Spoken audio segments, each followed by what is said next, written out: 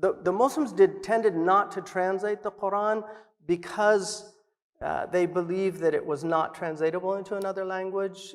And I think there's definitely an argument for that because of the nature of Arabic, because of the just extraordinary nature of the Arabic root system, all of the possibilities, the Arabic syntax, the fact that you have qira'at that also give different meanings, tabayyunu, tathabbatu, in Surah Al-Hujurat 49. So it's written exactly the same way, but the two qira'at, which are both factual qira'at, they're completely different words. So you will find that. It's not that common in the Quran, but you will find these differences which give nuanced meanings.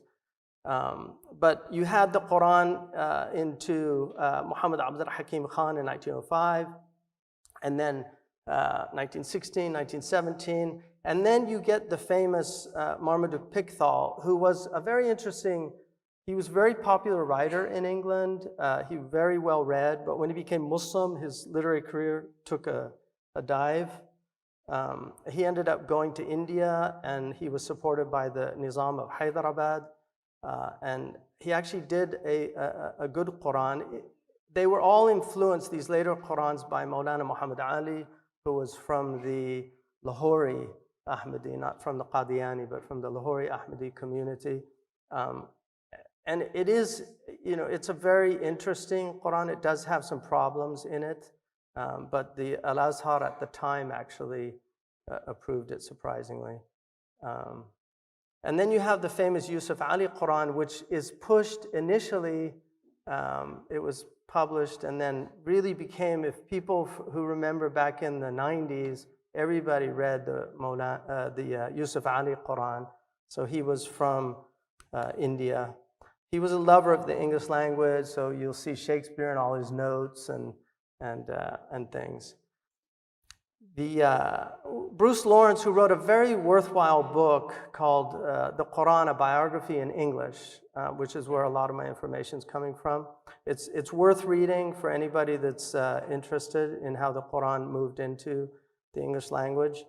But he said the influence of Maulana Muhammad Ali is huge on the translators that come after him. And then now you get this plethora of just amazing number of translations that have come out recently. Of all the translations, in my estimate, I still feel that Arthur John Arberry just did an incredible job. I think he was gifted in that he was a genuine master of the English language, but he was also, he knew Arabic rhetoric very well. He wrote on Arabic rhetoric. He knew the schemes and figures of Arabic. And he had just a deep and abiding love for the Quran. He mentions how the Quran really helped him through some of the most difficult times in his life. But I really think he did something extraordinary. And now we get to Dr. Cleary's translation. Dr. Cleary, in his business card, all it said was Thomas Cleary, didn't have PhD or anything, and it said, the translator. That was his calling card. His actual computer code was Tarjuman, which is Arabic for translator. He, from an early age, decided to be a translator. Despite his incredible brilliance, he actually wrote very few books. He did write some books of his own. But one of the things that I found most fascinating about his works is that his notes are some of the most interesting things in the books. His own personal reflections on what he was translating. And he was just so gifted from an early time. I really genuinely think he was a Malamatiya. I think that's how he viewed himself, in that tradition of self-abnegation, making people think that he was kind of nothing. In his 10-year anniversary of high school, everybody had all of their, all their accomplishments. And this is a man who got a full scholarship in mathematics to Harvard, and ended up doing a BA, MA, PhD in 6 years, summa cum laude. He put, for his accomplishments, inveterate, reprobate, and ne'er-do-well. That was all it said next to his name. Everybody else had like 2 paragraphs of all they'd done since high school. So this is his high school picture. He was very proud of his Irish heritage. One of the select 6. He was a Golden Gloves boxer. He was a martial artist. He studied the martial arts of Asia as well. But he did qigong on a regular basis. But he was a serious Golden Gloves fighter. He actually sparred with Hurricane Carter. So he was a sparring partner to him. So he's a serious boxer, very strong man.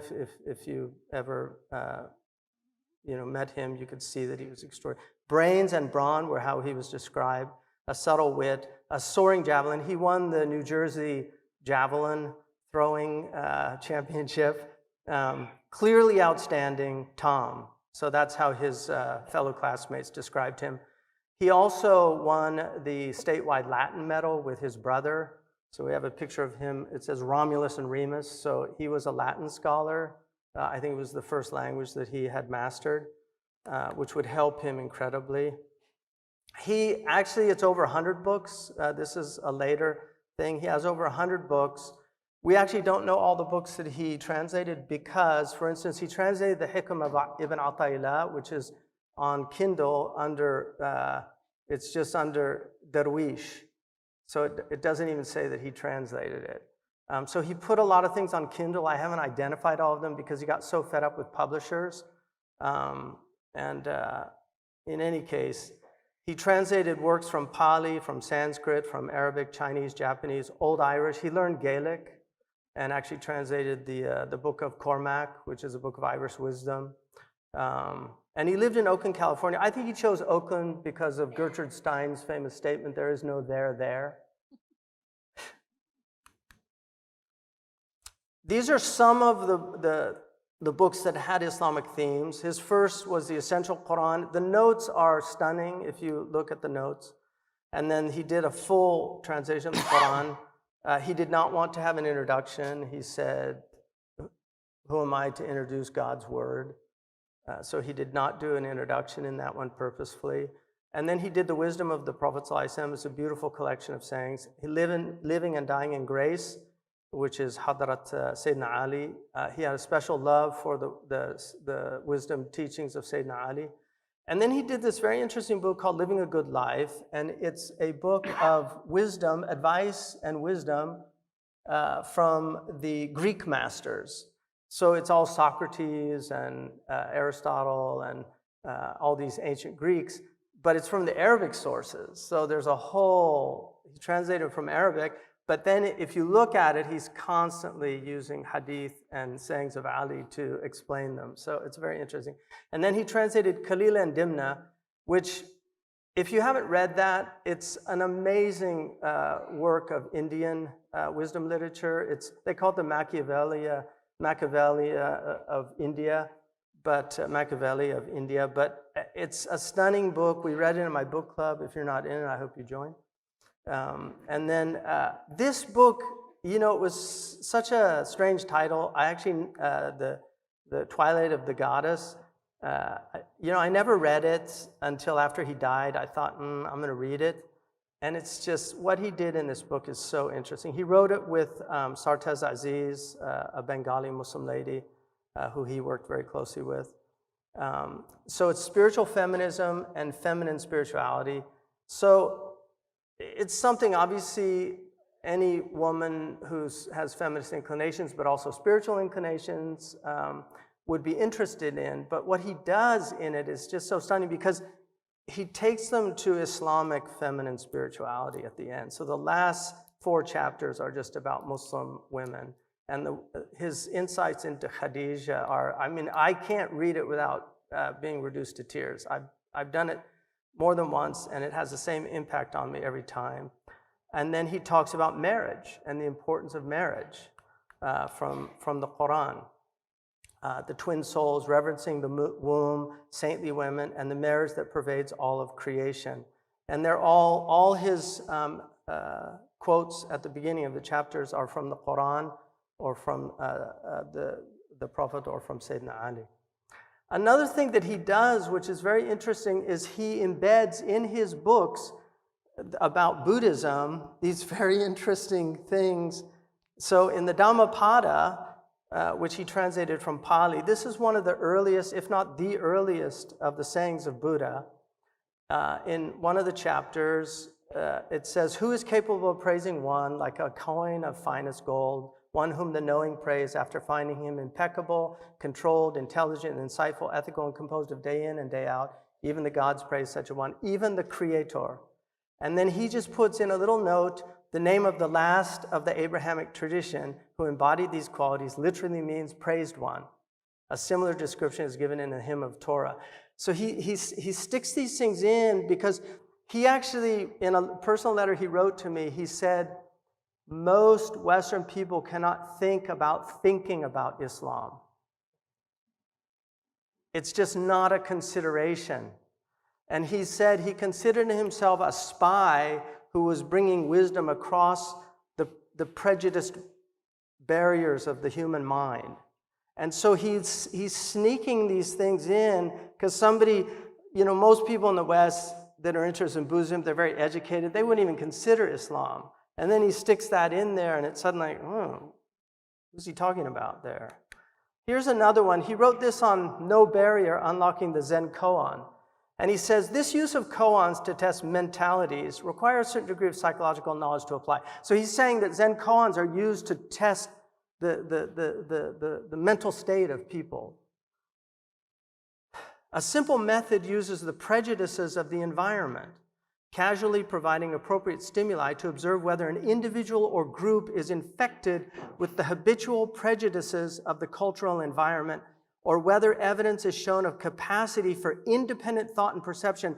This is one of his most important goals in his work, is to help people see their conditioned thinking, their biases, their prejudices, and to be able to become independent thinkers and to think. And I'm going to use him in the talk about Jane Austen as well, about this, because he really had some incredible insights. So he says in the same book, in a Western milieu, for example, environmental prejudice is easily elicited by reference to Islam. So here's somebody who's reading about Zen koans, who thinks they're probably liberal and educated and, open-minded, like a parachute.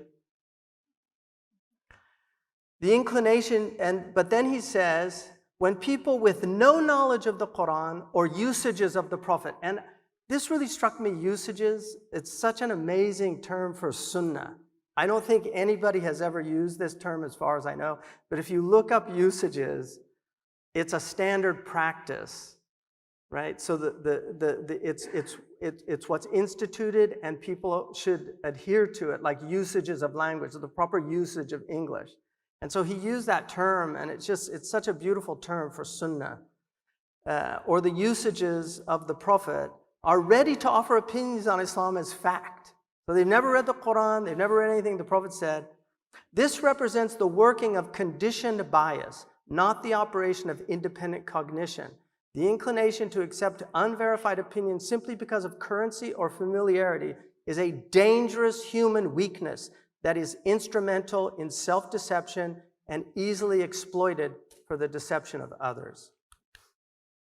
So now, I argue that this is a master's translation because he was a master translator. And we've really seen this. We segmented this into 6 different, we'll talk about that in a few minutes. But they're very different because he was working on this. Unfortunately, I was going to have a slide of the way he translated the Quran. He wrote out the entire Quran, and he told me he could only translate between 2 and 4 in the morning, the Quran. He wasn't able to translate it any other time. And this is several years of work that he was working on this. So he really gave it his all. But he wrote out the entire Quran by hand on one half of the workbooks he was using, and then on the other he would do a deep analysis of all the words and their root meanings, There's a lot of Chinese ideograms in this also, because he was using a Chinese translation of the Quran and looking at how they translated it also. As far as we could tell, he's not influenced by any translators. We could not see this. He really did this for himself.